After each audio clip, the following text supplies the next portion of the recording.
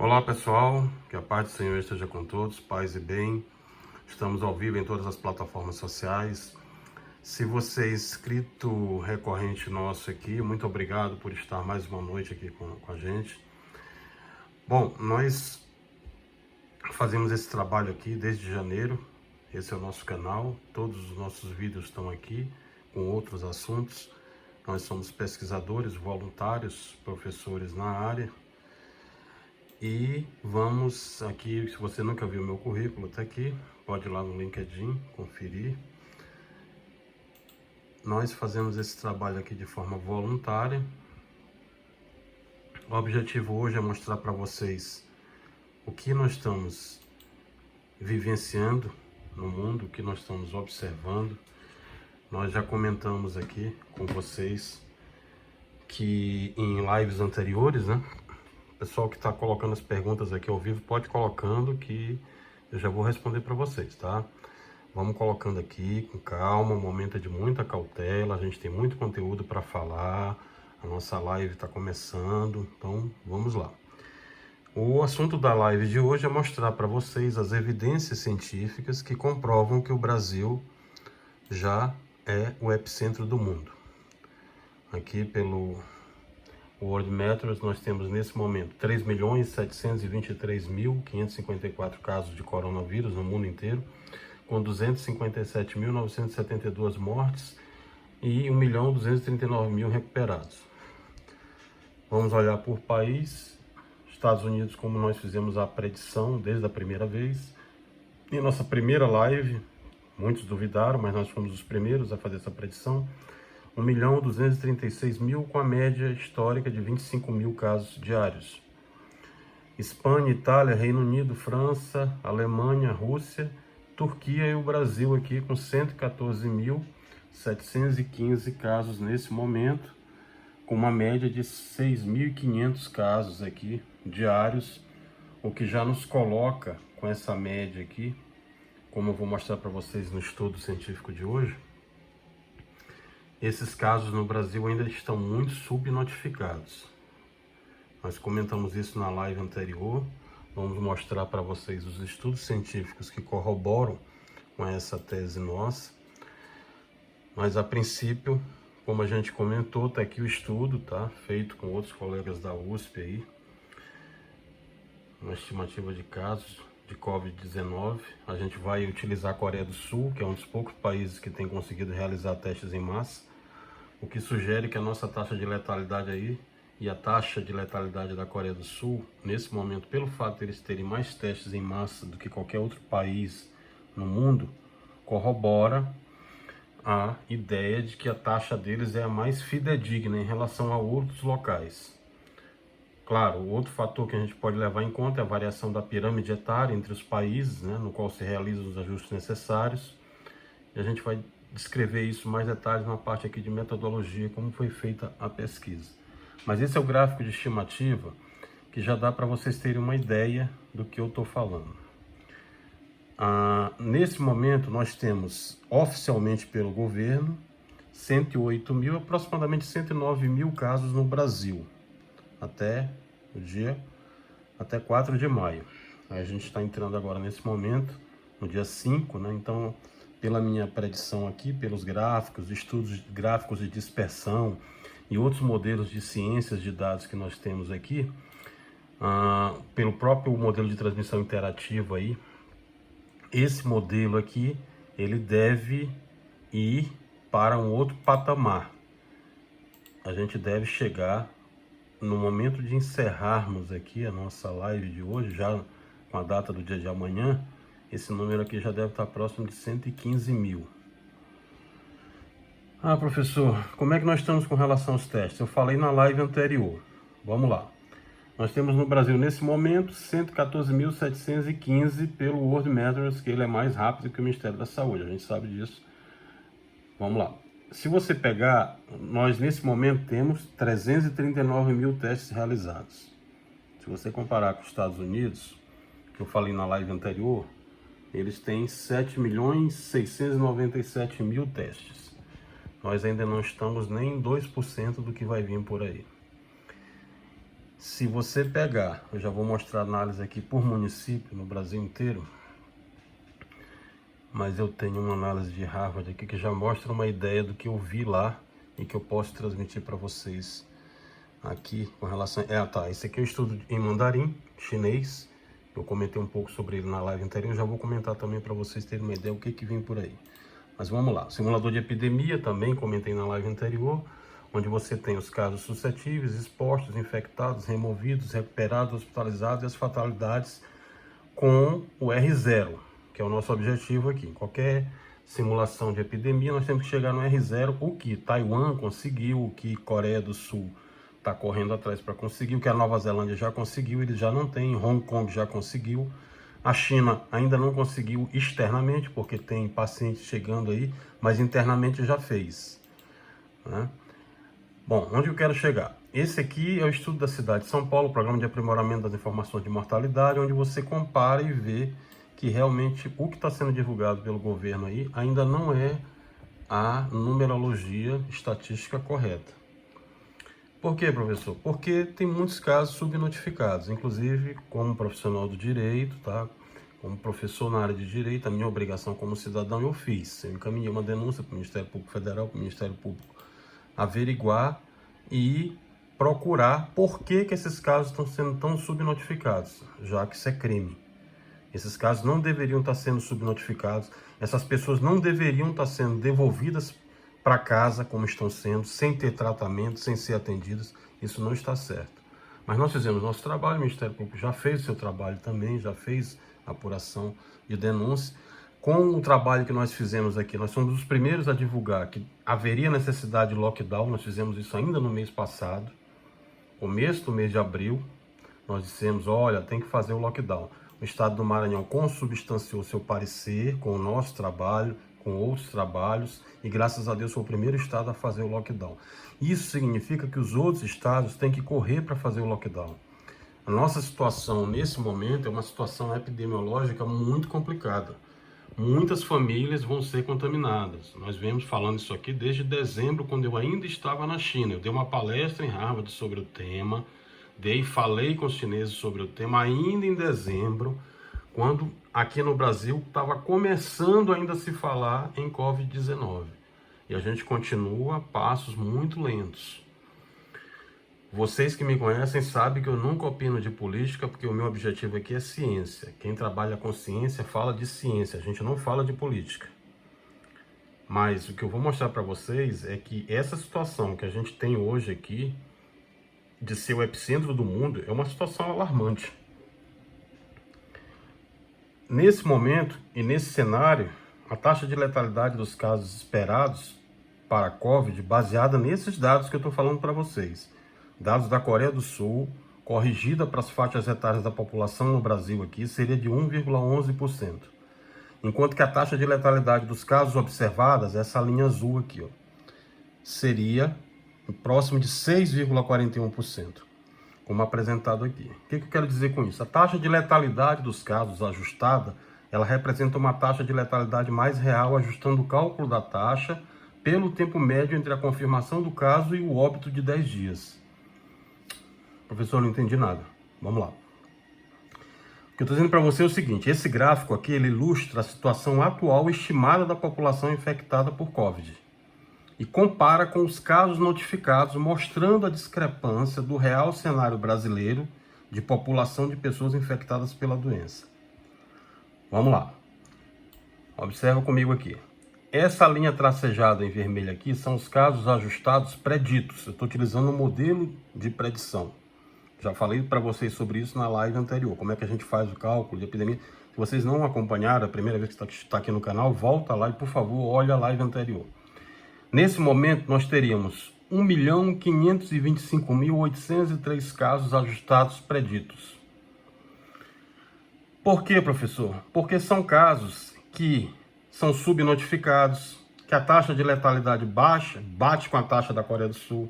São casos, e olha que eu não estou nem levando em consideração os óbitos que não estão sendo registrados. Porque os óbitos aqui, a gente está trabalhando com a quantidade de óbito de 7.326. A gente sabe que é bem maior. Tem casos aí, tem relatos, né? O pessoal da Folha me procurou na live anterior, eu botei lá no blog da Educação e Poder. O Fantástico fez uma matéria com a minha live anterior, citando o número de famílias. Isso está tudo explicado lá minuciosamente. É só você voltar na live anterior lá. Como aqui o tempo da gente tem que responder as dúvidas, tem que falar do que está acontecendo, é muito pequeno, não dá para me voltar às lives anteriores. Então é só você, por favor, voltar lá.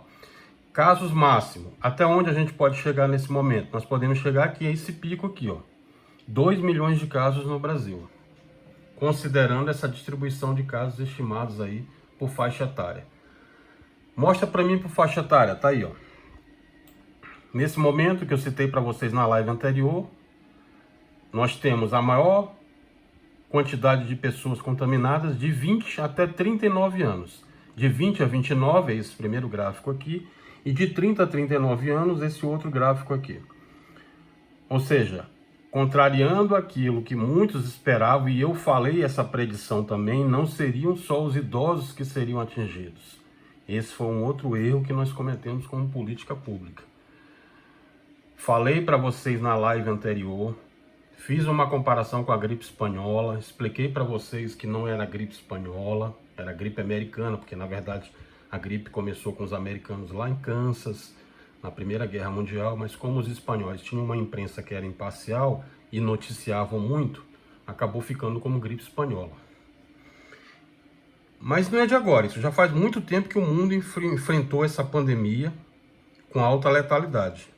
A gripe espanhola foi quando? Falei para vocês, 1918, falei do livro para vocês, The Great Influenza, que era um livro do americano, que ele comenta, inclusive quando aconteceu as mesmas coisas que acontecem hoje no Brasil, essa coisa de político misturar com decisão de cientista, essa coisa de político não querer fechar a cidade, querer focar em economia e não querer focar no que realmente importa, que é a vida. Isso tudo teve em 1918 também.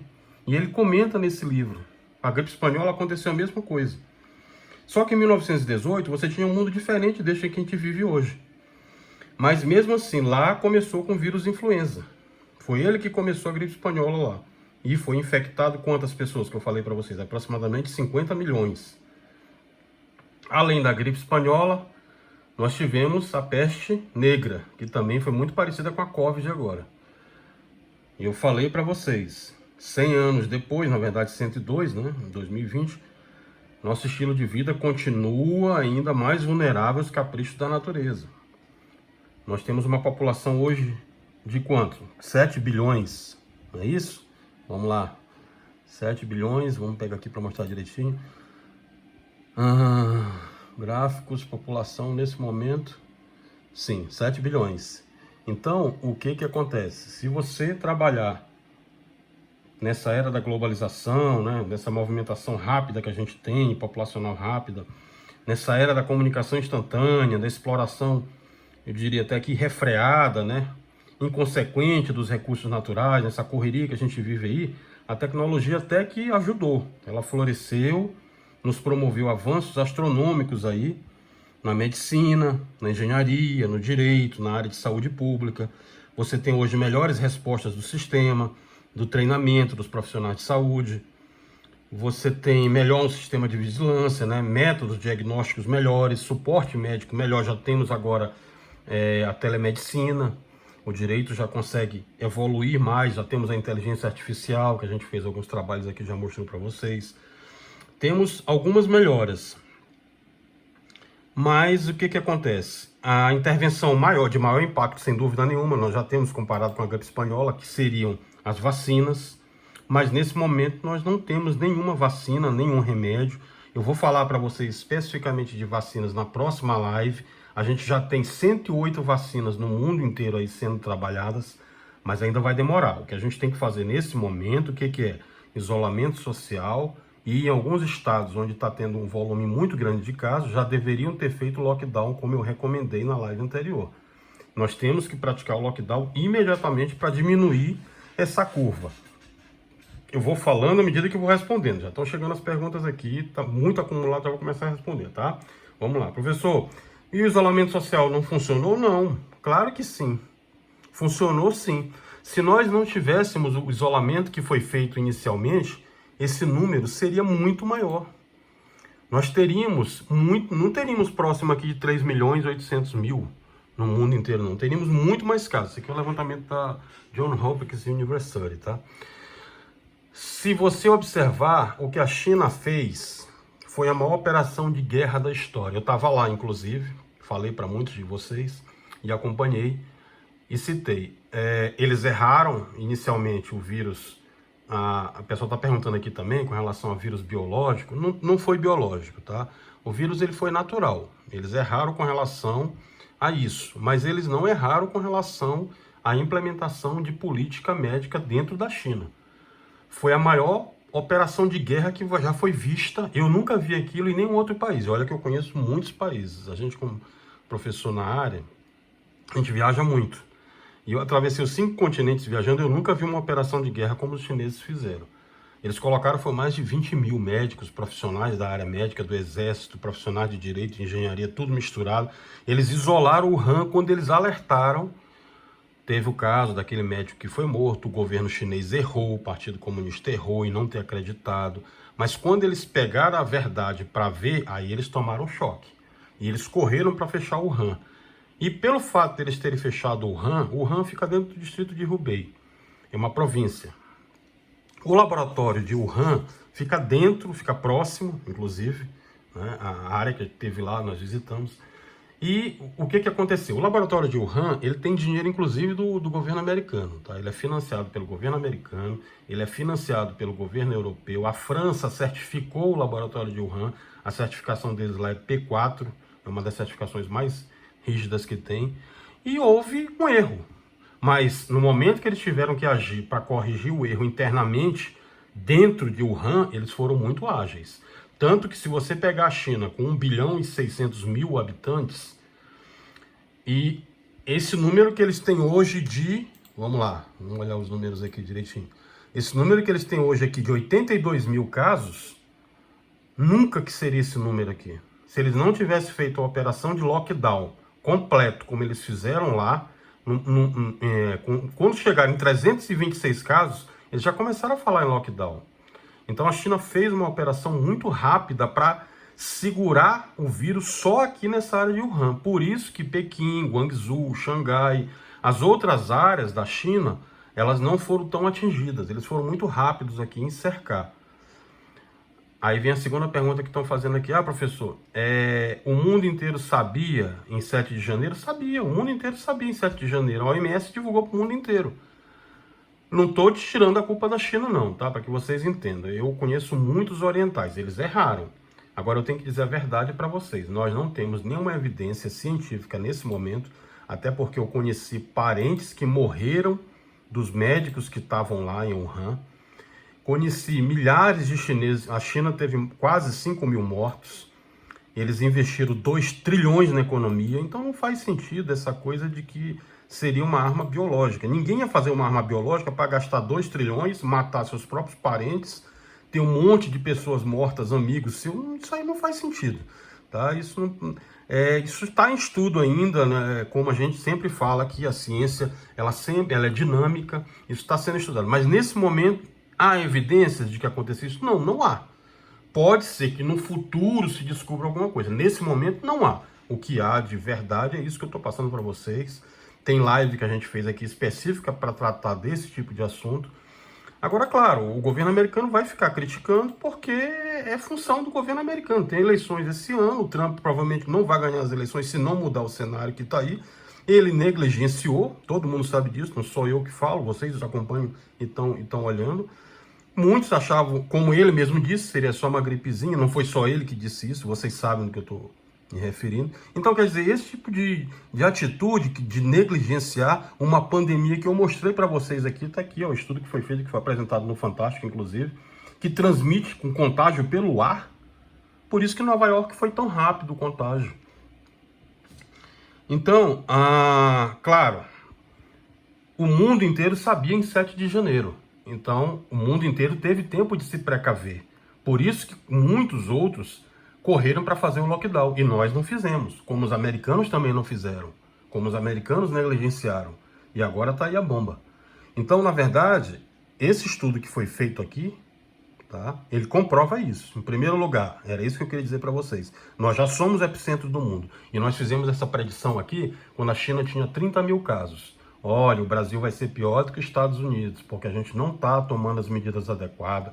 Nós não temos kits de teste para todo mundo. Nós estamos só brigando por política e não temos planejamento nenhum. Entra político e sai político, não tem plano de ação. Nós não temos respiradores na ponta. Nós não temos essas pessoas que estão chegando nos hospitais para serem atendidas.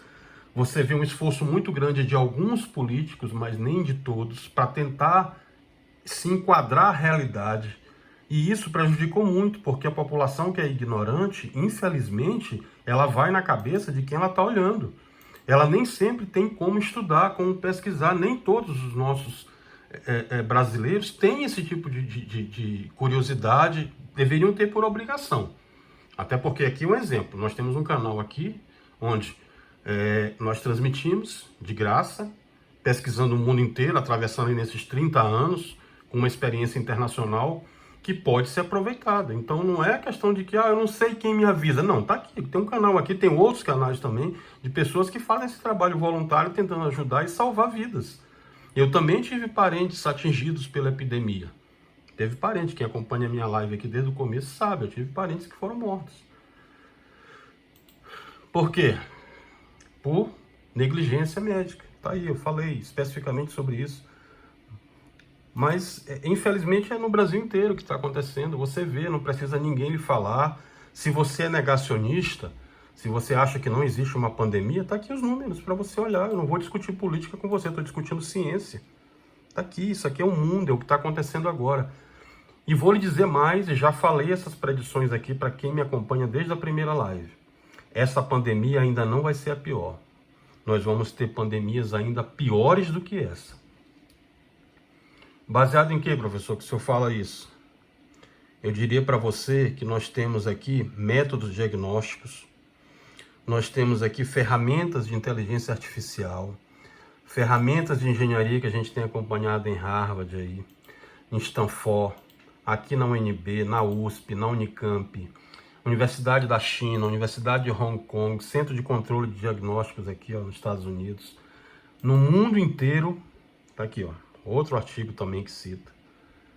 Nós estamos só no começo de uma grande crise que ainda vai vir aí. O coronavírus é só o começo disso. Escrevam o que eu estou falando para vocês. Não é pânico, não. É vida real. Se o ser humano não tiver uma modificação, isso aqui são estudos virológicos com características em 12 pacientes. Isso aqui evidencia que o vírus não foi criado biologicamente, que ele foi natural. Tá? Se você estudou medicina aí, você deve saber o que eu estou falando. Fica aqui à disposição. Eu vou deixar todos esses links aqui, como eu sempre faço, para vocês olharem com mais calma depois. Essa aqui é a curva de pressão hospitalar. Eu falei isso aqui para vocês na live passada. Professor, quando vai ser o pico? Tá aqui, Isso aqui é estudo científico com calculadora epidêmica, utilizando engenharia e ciência de dados. Aqui não é política, não é achismo, não tem aquelas teorias que vocês já viram aí em grupos de WhatsApp e em Facebook. É ciência. Tá? Então aqui que eu estou mostrando para vocês é ciência. Nós vamos ter o pico quando? Dia 1º de junho, tá bem aqui, As UTIs vão lotar, tá? De 1º de junho a 7 de junho. Esse vai ser o pico. A demanda hospitalar, aqui, Leitos clínicos disponíveis lá embaixo. Nossa população. Tem o estudo mais detalhado aqui. Vamos lá mais lá para baixo. A pirâmide populacional e a distribuição prevista de mortes. Eu não queria estar falando sobre isso. Ninguém gostaria de estar falando, pessoal. Ninguém quer ser profeta de coisa ruim. É vida real. Estou mostrando para vocês o que vai acontecer. E o que nós temos que fazer agora? Nós temos que fazer o lockdown. Nós temos que fazer o confinamento social. Está se falando isso desde janeiro. Está se falando em isolamento social. Eu falei para vocês em fevereiro, olha, existe uma probabilidade, pelos números que eu vi, eu morei em Nova York, eu conheço Nova York, eu estudei em Nova York. Pelos números, quando eu vi a epidemia chegando lá em Nova York, eu disse para vocês, olha, tem alguma coisa a mais que a medicina ainda não sabe. E quando a gente correu atrás, era exatamente a transmissão por aerossóis, que nós falamos para vocês aqui. Era a transmissão pelo ar.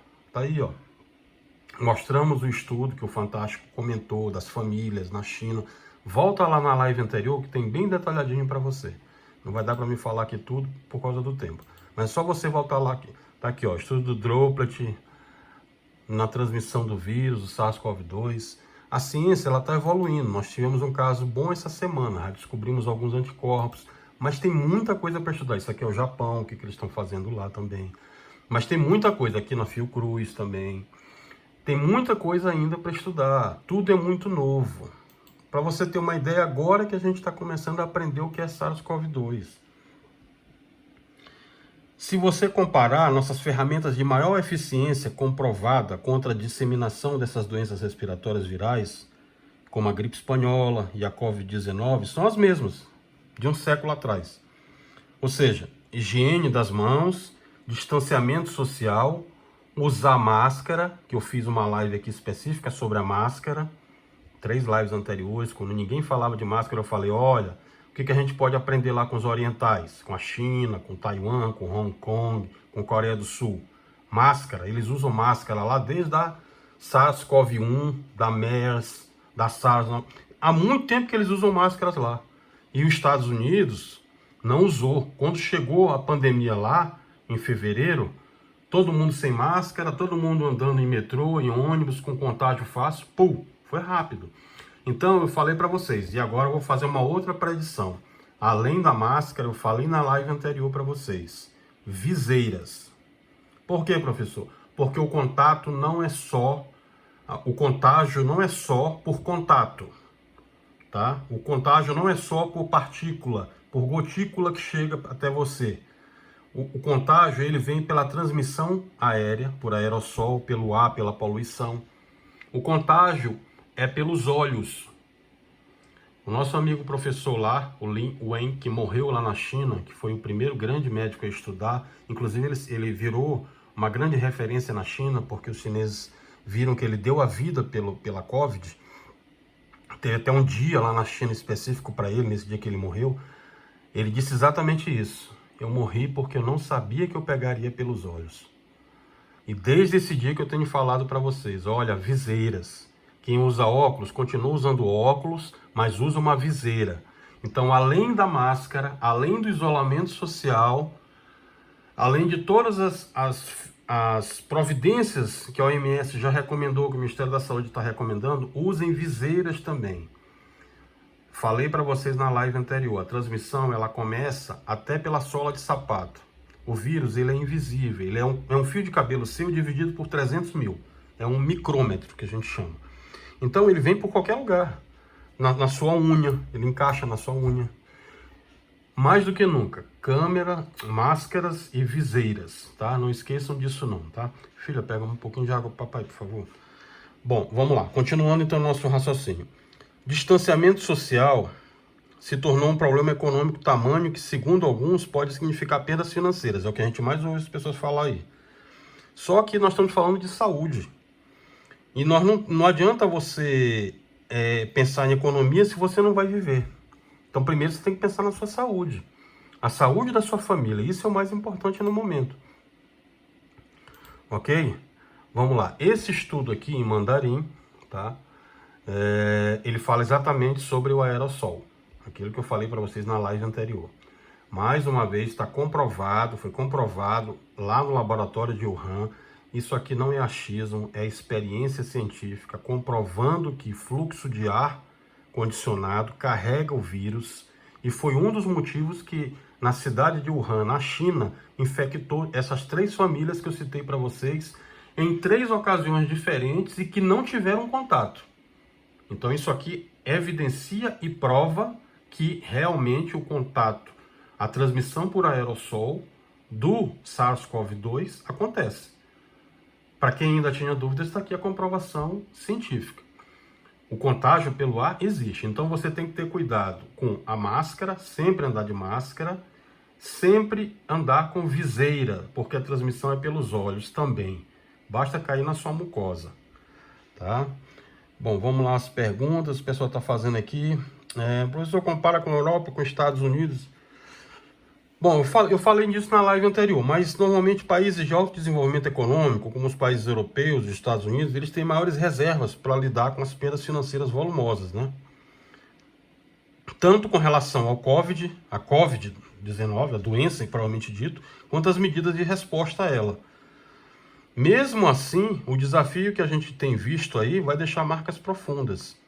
Já os países de baixo e médio desenvolvimento econômico têm sofrido para adaptar essas medidas de distanciamento social, medidas de quarentena, isolamento, né? E agora lockdown, que eu falei desde o mês passado. Nós temos que fazer o lockdown.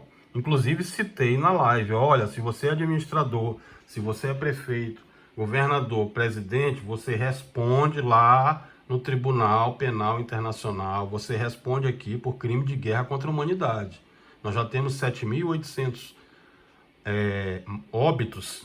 Todos esses óbitos aí, esses administradores estão respondendo também se não correrem para fazer medidas imediatamente de lockdown, medidas de quarentena. E essa luta desigual aí que a gente tem visto, só quem tem vencido até agora é o vírus.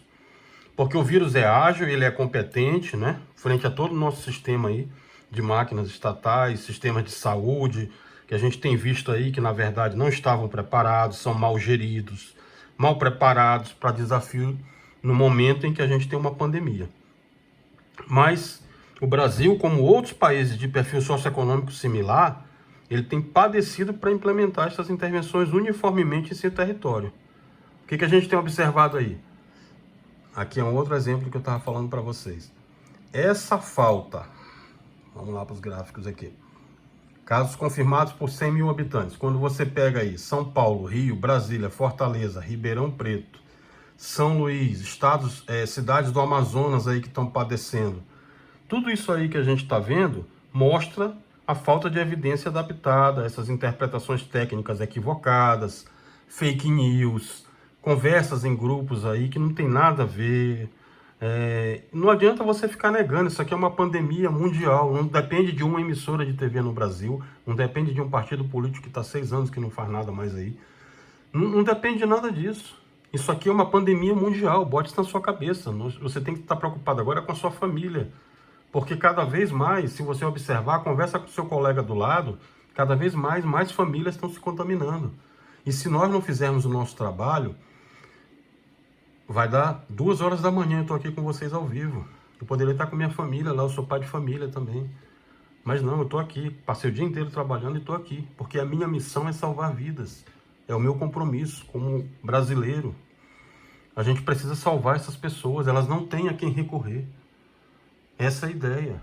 Então põe isso na sua cabeça. Ou você salva a sua vida, ou vai ficar cada vez mais difícil. Porque se você for infectado, vocês estão vendo aí, ou quem não vê, tá aqui, eu vou falar para vocês. Você sabe o que acontece com quem morre de Covid-19? Pois não, então vamos lá. Aqui a gente fala tudo ao vivo, vocês sabem disso, é tudo perguntando e respondendo, ninguém lê nada, não tem edição, não, tá aqui. Tô eu, vocês e Deus. Então vamos lá. Existe um protocolo médico e um protocolo no direito que diz o seguinte: se um parente seu morrer, como aconteceu com um parente meu e aconteceu com 8 mil famílias brasileiras que estão assistindo aí, que já tiveram parentes mortos, 8 mil famílias brasileiras com óbitos oficiais. No estudo que eu apresentei para vocês, esse número não é 8 mil, já é 15 mil.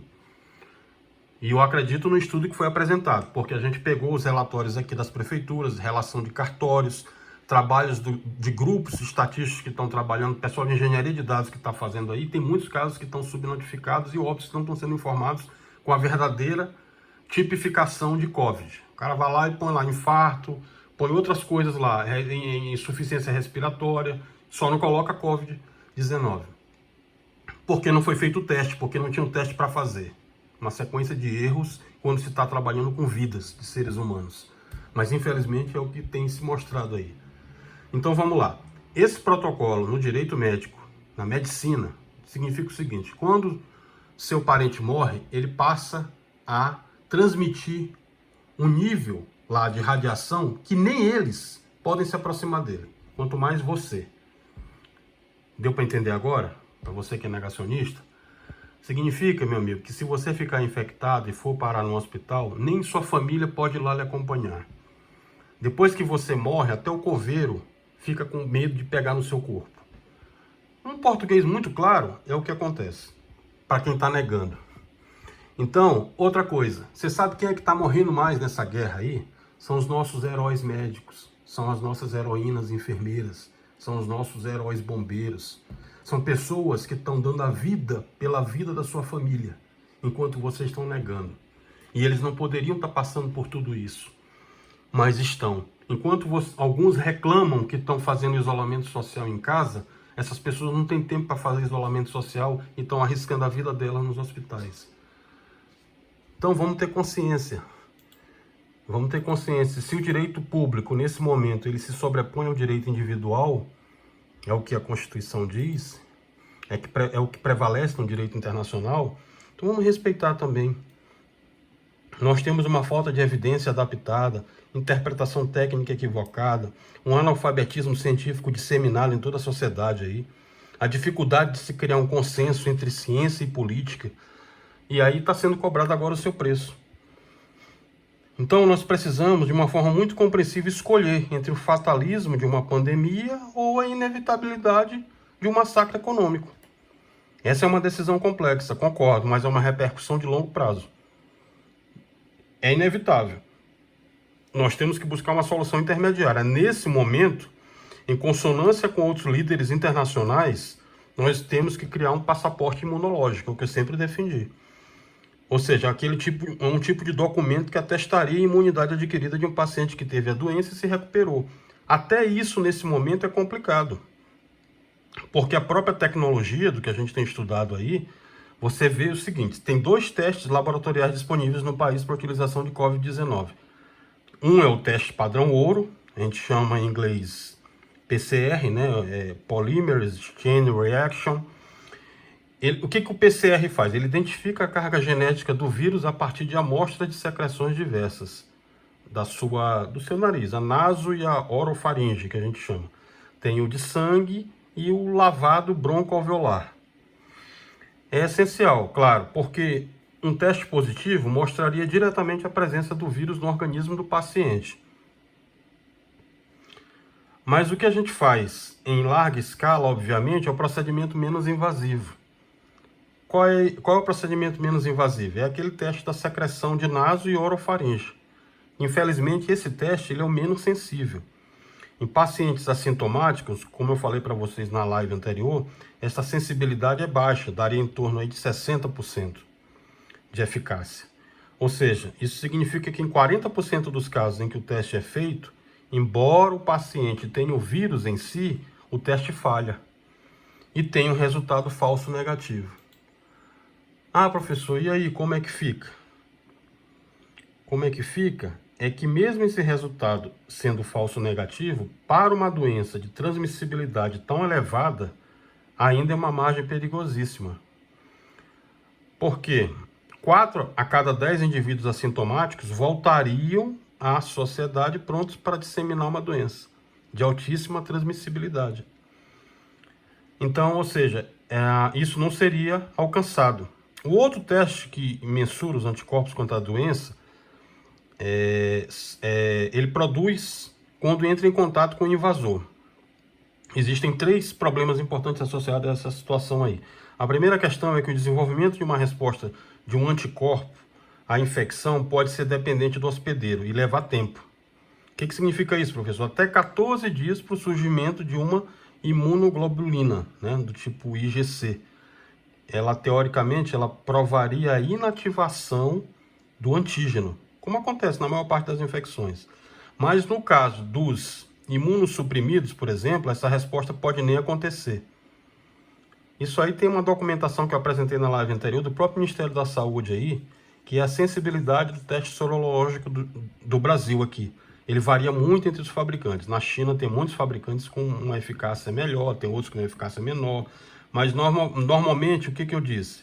Levaria a um erro diagnóstico crucial em pacientes assintomáticos. Até porque quando você faz o teste de um paciente que já teve o vírus, que já foi tratado, mesmo que você faça, ele vai dar positivo. Porque esse teste, ele não consegue distinguir uma célula viva de uma célula morta. O vírus já pode ter morrido dentro do seu corpo. mas ele ainda vai indicar lá positivo, porque ele não sabe distinguir. Nós não temos tecnologia ainda para isso. Por isso que o recomendável é aguardar um certo tempo para fazer.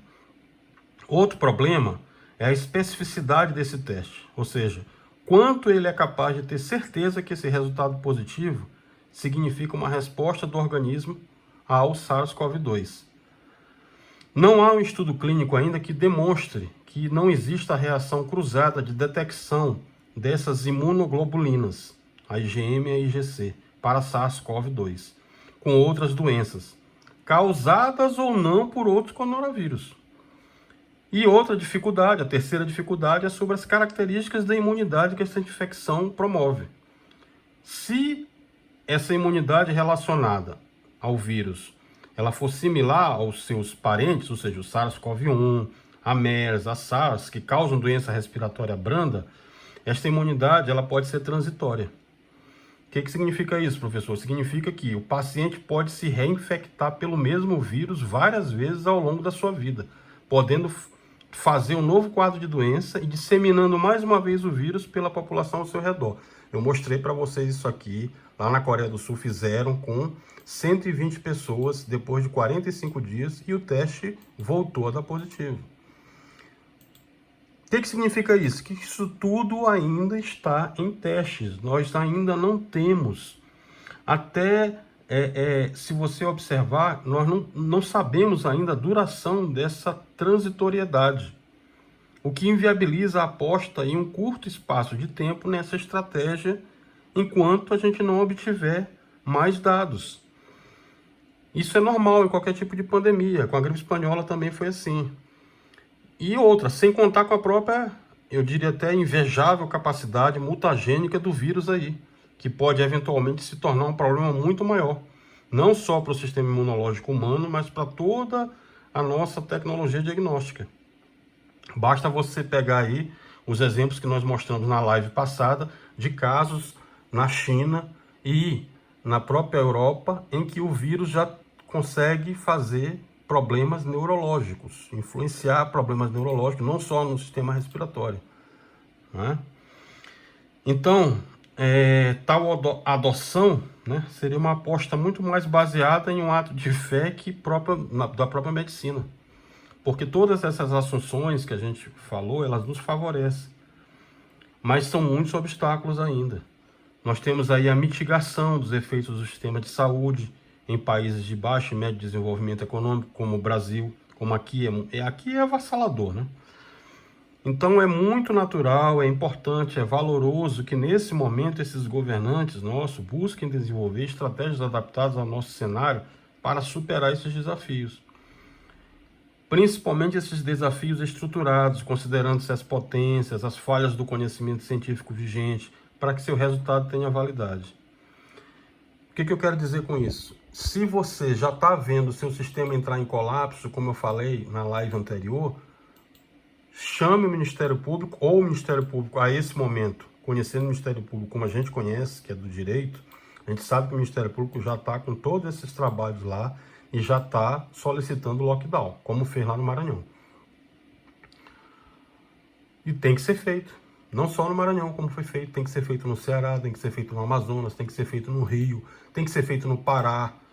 Ou a gente vai ficar só colecionando corpos lá? São vidas, pessoal, são seres humanos. Não pode ser tratado da forma que está sendo tratado. Nós temos que dar resposta a essas famílias. Elas merecem dignidade, elas merecem respeito. E, acima de tudo, elas merecem o direito mais essencial que existe. O direito à vida. Está no princípio da dignidade da pessoa humana. Bom, eu falei para vocês sobre o estudo de Harvard, está aqui, ó. Nós vimos lá. Está tendo muitos casos em que alguns médicos sequer sabem operar com equipamentos de ventilação novos. E isso a gente viu não só aqui no Brasil, no mundo inteiro está acontecendo isso. Tá? Porque são equipamentos novos, exigem uma proficiência técnica nova, tem que se fazer treinamento específico disso para esses médicos, para os enfermeiros, para todo mundo que está lá. A maioria não sabe. E isso é normal em uma pandemia. O que não é normal é nós ficarmos sem ser proativo. Corre e dá treinamento. Corre e compra respirador e coloca lá. O que não pode é, a essa altura do campeonato, as pessoas estarem Tudo isso que eu falei está aqui nas lives para vocês, tá? Vocês podem ir lá. Se você acha que a gente está no caminho certo e você também está preocupado em salvar vidas, clica bem aqui, ó, inscrever-se no canal para você ficar recebendo. Toda semana a gente faz uma live científica sobre o tema. Fazemos lives jurídicas também. Fazemos lives de solidariedade, ajudamos pessoas, tá aqui, ó. Fizemos uma aqui específica na área jurídica aqui para ajudar. O que eu faço para receber meu auxílio? Como o plano de saúde trabalha na área do direito? Estou negando atendimento, o que eu faço? Meu parente está contaminado, como é que eu consigo me eliminar? Isso aqui tudo tá aqui, a gente faz de forma solidária, de forma para ajudar essas pessoas. E você pode colaborar clicando, se inscrevendo no canal, indicando para um amigo, tá? Venha salvar vidas comigo. A intenção aqui é a gente salvar vidas, tá? Bom, então tá aqui. Fizemos a apresentação da nossa distribuição de casos, como eu falei para vocês. Já somos o epicentro do mundo, mas ainda podemos salvar muitas vidas se fizermos o lockdown e a população também ajudar. E aqui cabe uma observação, não são só os políticos não. A gente tem observado muitas pessoas que não dão atenção, que vão para passeata, que estão aglomerando, que estão fazendo churrasco, festa. O exemplo, ele vem de cada um de nós. Se cada um de nós fizer a sua parte, vai dar certo. Agora, se ninguém fizer a sua parte, nós já estamos levando mais um troféu aí que nenhum profissional do direito, da engenharia, da medicina, nenhum brasileiro gostaria de ter. A gente já está levando outro aí, ó. Nós somos epicentro do mundo em casos de coronavírus. Ultrapassamos os Estados Unidos, que também são outro país que negligenciou. Então, ainda podemos salvar vidas. Ainda podemos salvar muitas vidas. Depende da sua ação também. Então, vamos salvar vidas. Me ajudem a salvar vidas. A gente ainda tem muita vida para salvar. Tem muita gente que não tem acesso a esse tipo de informação. Passe lá para ele, peça para assistir. Peça para assistir as outras lives. Tá? Nós temos um trabalho aqui na CAGO, que é uma comunidade científica de pesquisadores voluntários, autônomos, que é ligada a Harvard, a Universidade de Georgetown também, que tem todos esses relatórios aí que a gente tem comentado com vocês, e são relatórios que cada vez mais chegam com números grandiosos, em que a gente precisa dar atenção. Nesse momento, nós temos muitas vidas para salvar, e eu preciso salvar essas pessoas, vocês precisam me ajudar. Nós não podemos ficar de braços cruzados. Vão morrer muitos brasileiros, vão morrer muitas pessoas no mundo, se a gente não fizer nada. E a gente pode fazer. Cada um de nós tem a obrigação de alertar o seu vizinho, o seu colega aí, o seu colega de WhatsApp que vive compartilhando um monte de besteira na internet. Para agora e diz, olha, isso aqui é sério, isso aqui é referente à sua família, é a sua forma daqui para frente. Nós não vamos ter o normal. Aproveitando e respondendo a pergunta que chegou aqui, tá? A Priscila aqui de Miami, Estados Unidos. Se a pessoa acompanha o seu canal, tá ótimo. Obrigado, tá, Priscila? Nós não vamos ter um normal não, tá, Priscila? Nós vamos ter um novo normal. Eu expliquei isso na live anterior. Nós vamos ter um mundo onde essas atividades higiênicas, essas atividades de isolamento social, elas vão ser cada vez mais comuns. Mas isso não significa que vai ser o final do mundo, não. Nós vamos ter um mundo melhor para frente, onde terá mais esse tipo de comportamento que vocês estão vendo aqui, telemedicina, teletrabalho, faculdades e estudos pela internet. O contato social, ele vai ser cada vez menos presente na sociedade. Isso vai ser um novo modo de se encarar a normalidade. Novos modelos de comércio vão existir, com delivery, com entrega. Todo o comércio vai ter que se readaptar a esse novo cenário, mas não é o fim do mundo. É o começo de uma nova normalidade. Isso já vem mudando antes da Covid. Isso já vinha mudando. Acontece que a sociedade, inclusive a gente chamava isso na área de engenharia de transformação digital. O pessoal que trabalha com ciência de dados aqui com a gente, o pessoal falava muito de transformação digital. Pronto, transformação digital chegou. LGPD, tá aí, pessoal que trabalha com direito, invasão de privacidade, estudos, né? Lei Geral de Proteção de Dados. Chegou. Agora a hora é essa. Então, todos nós vamos ter que se adaptar a esse novo cenário. É isso que vai acontecer. A única coisa que não pode acontecer é a gente continuar da forma como estava fazendo antes. As pessoas na rua, saindo, se aglomerando, em festa, em passeata, tocando um outro abraçando o outro. Isso aí é suicídio. Isso aí não pode acontecer mais. O modelo agora está mostrando isso. Quem duvidar vai pagar com a vida. Não tem que ser negacionista, não. É uma discussão que não tem muito o que conversar. Você vai ver. Você vai olhar para o lado e vai estar vendo pessoas sendo contaminadas, velório, que a gente já está vendo aí. Em muitas cidades brasileiras a gente já está vendo. Nem caixão não tem para enterrar, porque já faltou, não tem como chegar. Né? Cidades onde não tem como a família chegar onde está o paciente, porque o barqueiro já não já não está mais trabalhando. De Manaus, do interior do Amazonas, interior do Maranhão, não chega na capital. E vai morrer lá, vai ficar lá. Então, não duvide não, a situação é muito séria, requer sim um comportamento, uma mudança de comportamento imediata e atenção para toda a sua família. Não fique nessa teoria negacionista que isso não vai levar a nada. Quando você menos esperar, você vai ter uma surpresa muito pior e vai lembrar do que eu falei aqui. Vou dar um exemplo para você. Quem acompanha minhas lives desde janeiro aqui lembra disso. Quando eu avisei para vocês, olha, cuidado, tem uma coisa aqui que está acontecendo na China que eu nunca vi igual, é uma pandemia e o comportamento mudou aqui na China, você começa a olhar que as pessoas mudaram, tá morrendo gente, contaminando, médico, mudou tudo aqui, isso vai chegar aí no Brasil, já está indo para os Estados Unidos, para a Europa, foi tudo muito rápido, mas foi em 7 de janeiro. Hoje, nós vamos entrar em 6 de maio de 2020. Não tem que dizer que não deu tempo. Todo mundo teve tempo sim de se preparar. O que muitos não fizeram foi encarar com seriedade e negligenciaram. E o resultado está aí agora. Nós ainda podemos salvar muitas pessoas. Pela nossa projeção, o Brasil chega, nesse momento, em mais de 1 milhão de casos. Isso não é achismo, é ciência, eu comprovei para vocês. Significa que nós estamos já acima dos Estados Unidos com 1 milhão e 200 mil casos. A gente tem que tratar com muita seriedade. Onde ainda não foi feito lockdown, que seja feito imediatamente. Que nós ainda possamos salvar muitos brasileiros, porque a coisa vai ficar muito pior. Ainda há tempo. Tá bom? Bom, vamos lá. As perguntas que estão chegando aqui. Professor, plano de saúde, papapá, a marca aqui, eu não vou citar marca, tá? Não aceita o exame do coronavírus.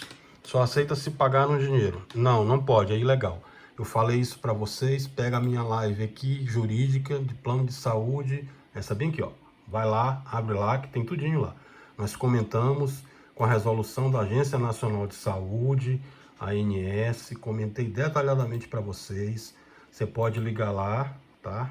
Abre a live primeiro, assiste a live inteirinha para você entender. Juridicamente, se você não é da área do direito, você tem que entender o que a gente está passando primeiro para poder contra-argumentar, poder tomar a iniciativa correta. Isso tudo eu falo lá para você, tá? Professor, cortaram minha energia. O senhor falou que não podia cortar na live anterior, porque estaria durante a pandemia. Sim, falei, quem cortou errou, tá? Inclusive, cabe pedido de indenização por dano material e moral. É só ir na live anterior lá e olhar o que eu falei. Como eu sempre digo para vocês, evitem judicializar, principalmente nesse momento que os tribunais estão abarrotados, o CNJ está trabalhando aí, não tem previsão, então vamos evitar de judicializar. Pega lá, liga lá na operadora lá, você não falou estado aqui, mas liga lá no seu estado, na operadora lá, cortaram minha energia, liga lá no 196, 0800, aqui em Brasília é a SEB, é 196 que a gente liga, no seu estado deve ser 196 também, mas se não for, só consultar lá. Liga lá e diz, olha, falei com o meu professor de direito, tá aqui a live, peguei a decisão judicial que ele colocou lá no site, é uma decisão da 4ª Vara Federal de Brasília, vocês são obrigados a vir religar minha energia aqui. Se não ligar, você liga lá na ANEEL, que é a Agência Nacional de Energia Elétrica, que controla a operadora do seu estado aí, passa o número do protocolo e segue tudo que eu falei na live lá. Vai lá na live que você vai assistir que vão ligar sua energia. Inclusive, se estava atrasada, eles têm que ligar, tá? Enquanto perdurar a pandemia. Não significa que você não vai pagar, não. Estou incentivando você a fazer calote, não. Você vai pagar. Você só não vai pagar agora. Você tem um período aí, judicialmente, que foi congelado, mas que você não pode ter seu serviço de concessão pública negado. Tá? Então ligue lá que eles vão ligar. Mesma coisa se for energia, água, telecomunicações e gás sem ser o gás botijão. O gás que tem uma operadora que fornece lá em apartamento. Esses serviços são considerados serviços públicos essenciais. Tá lá escrito, tá lá descrito na live lá. Nosso tempo aqui tá chegando ao final, tá? Professor fala do Moro, do Bolsonaro. Não vou falar disso. Aqui a live nossa aqui é ciência. A gente vai falar de ciência para vocês, tá? Isso aí tem muita gente falando, vocês consultam lá, que a gente vai falar só de ciência, tá bom? Professor, com relação a SARS-CoV-2, tá, já falei também aqui, tá? Já falei aqui no começo. Ela queria saber um gráfico comparativo e se os números do governo estão subnotificados. Estão subnotificados, mostrei evidência científica aqui, mostramos a Associação Nacional de Cartórios com o número de óbitos que tem lá, estudo da Covid Brasil, da USP, estudo científico aqui também da Prefeitura de São Paulo, programa de aprimoramento das informações de mortalidade que mostram que estão subnotificados, e encaminhei denúncia para o Ministério Público Federal, Ministério Público Estadual, está no meu Facebook, está no LinkedIn e está também na live anterior. Só você entrar lá que vai olhar que está lá, tá bom? Nosso tempo está acabando, as outras dúvidas aqui eu vou responder para vocês fora da live aqui, que é tudo ao vivo. Muito obrigado mais uma vez, se inscrevam no canal, cliquem em OK lá, curtir, like se você gostou, e indique para o seu amigo e me ajude a salvar vidas. Esse é o nosso objetivo. Nós precisamos salvar vidas e tirar o Brasil desse momento para que a gente não entre em mais uma triste estatística mundial. Muito obrigado, você que ficou comigo agora até as 2h30 da manhã. Fique em paz, fique com Deus, paz e bem. Até a nossa próxima live.